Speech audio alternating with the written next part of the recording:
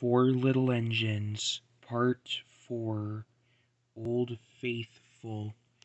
Sir Handel stayed shut up for several days, but one market day Peter Sam could not work. He needed repairs.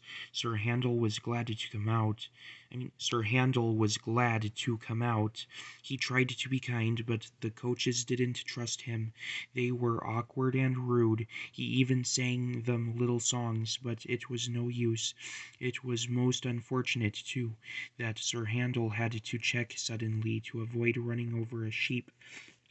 "He's bumped us!" screamed the coaches. "Let's pay him out." The coaches knew that all engines must go carefully at a place near the big station, but they were so cross with Sir Handel that they didn't care what they did. They surged into Sir Handel, making him lurch off the line. Luckily, no one was hurt. Sir Handel limped to the shed. The thin controller inspected the damage. "No more work for you today," he said. "Bother those coaches. We must take the village people home and fetch the tourists, all without an engine." "What about me, sir?" said a voice. "Skarloey, Skarloey," he exclaimed, "can you do it?" "I'll try," answered the old engine. The coaches stood at the platform. Skarloey advanced on them, hissing crossly. "I'm ashamed of you," he scolded. "Such behavior! You might have hurt your passengers on market day, too." "We're sorry, Skarloey. We didn't think. It's that Sir Handel. He's—" "No tales," said Skarloey firmly. "I won't have it, and don't you dare try tricks on me." "No, Skarloey, of course not, Skarloey," quavered the coaches meekly. Skarloey might be old and have dirty paint, but he was certainly an engine who would stand no nonsense. His friends crowded round, and the guard had to shoo them away before they could start. Skarloey felt happy. He remembered all the gates and stiles where he had to stop, and whistled to his friends. The sun shone, the rails were dry.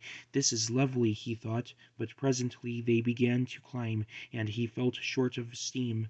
"Bother my tubes," he panted. "Take your time, old boy," soothed his driver.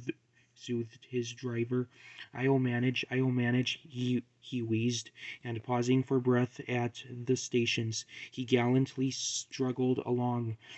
After a rest at the top station, Skarloey was ready to start. "It'll be better downhill," he thought. The coaches ran nicely, but he soon began to feel tired again. His springs were weak, and the rail joints jarred his wheels. Then with a crack a front spring broke and he stopped. "I feel all crooked," he complained. "That's torn it," said his driver. "We'll need a bus now for our passengers." "No," pleaded Skarloey. "I'd be ashamed to have a bus take my passengers. I'll get home or bust," he promised bravely. The thin controller looked at his watch and paced the platform. James and his train waited impatiently too. They heard a hoarse peep, peep, then groaning, clanging and clanking. Skarloey crept into sight. He was tilted to one side and making fearful noises, but he plodded bravely on. I'll do it, he gasped between the clanks and groans. I've done it," and he sighed thankfully as the train stopped where James was waiting. James said nothing. He waited for his passengers and then respectfully puffed away. "You were right, sir," said Skarloey to the owner that evening. "Old engines can't pull trains like young ones." The owner smiled. "They can if they're mended, old faithful," he said, "and that's what will happen to you. You deserve it." "Oh, sir," said Skarloey happily. Sir Handel is longing for Skarloey to come back. He thinks Skarloey is the best engine in the world. He does his fair share of the work now, and the coaches never play tricks on him because he always manages them in Skarloey's way. The end.